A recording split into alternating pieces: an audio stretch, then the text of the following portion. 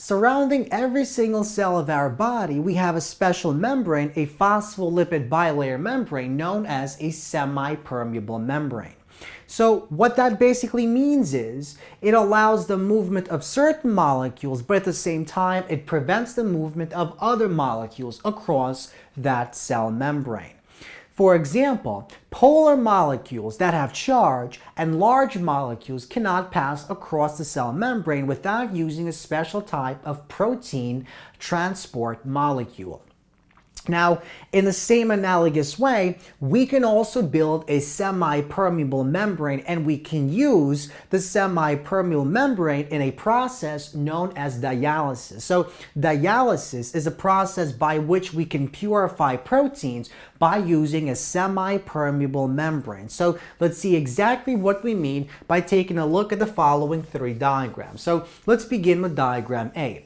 In diagram A, we have this beaker that contains pure water, and we also have the bag. Now, the bag is enclosed in a semi-permeable membrane. So we have these tiny pores inside our bag, and these tiny pores allow the movement of very small molecules and ions, but prevent the movement of large molecules such as protein. So inside the bag, we have this solution where we have these protein molecules shown in purple and these very tiny molecules shown in red.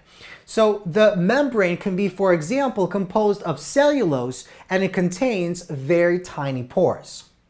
Now, what happens if we take this bag, we're going to call our dialysis bag, and place it into our solution of pure water? Well, at the instant we place it inside, nothing will happen. But what will happen over time? Well, to answer this question, we're going to use the second law of thermodynamics, the law of entropy. So the second law of thermodynamics tells us that when given a chance to, energy will disperse to a larger volume of space. So what that means is, if we have localized energy that is closed in a very small localized region, and then we open up the space, that energy will disperse and spread out throughout the entire region of space. Now, because molecules carry energy, we can say the same thing about molecules.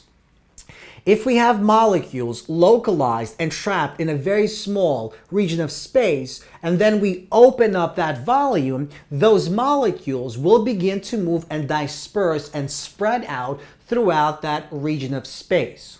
So what we see will happen is, over time, according to the second law of thermodynamics, those molecules that carry energy that can actually pass across these tiny pores in the membrane will in fact pass across. And so that over time, this entire region of space that contains the water molecules also will contain these tiny red molecules as shown in the following diagram. So this is dictated, this must happen by the second law of thermodynamics. So over time, almost all of these red molecules, the majority of these molecules in our dialysis bag, will essentially move out of our protein mixture.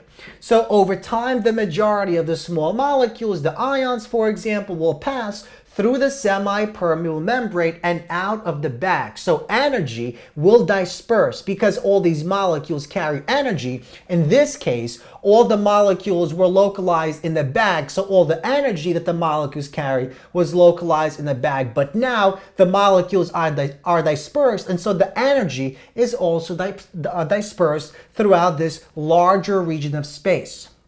Now, the protein molecules, even though they want to leave that bag, cannot leave that bag because of that physical barrier. They are simply too large to pass across those tiny pores in that semi-permeable membrane. And so when we actually take out that bag after the process, inside the bag, we're going to have very, very little of those tiny molecules. And so this means we're going to have a much purer sample of our protein than before. So this is the process of dialysis. And dialysis basically allows us to purify a protein mixture that contains these very tiny non-protein substances, for example, ions and other tiny molecules.